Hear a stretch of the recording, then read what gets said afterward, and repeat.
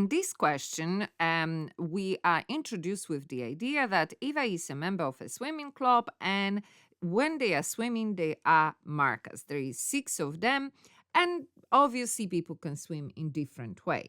So in this particular part, we are looking at the fact, so we are talked about the 6-sided shape. It's not a regular shape.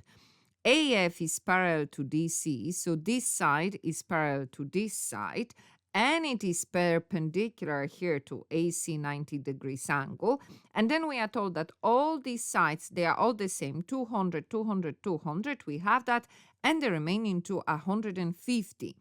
And then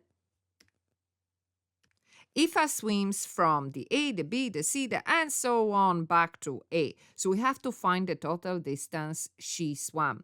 Now, what we are actually calculating here is the parameter of that shape. But the idea of that parameter is presented that if she swims like that, well, therefore, we're going to calculate the length she swims. And that's true. But at the same time, we are calculating the parameter of this shape. So how do we do that? We add up all those lengths, isn't it?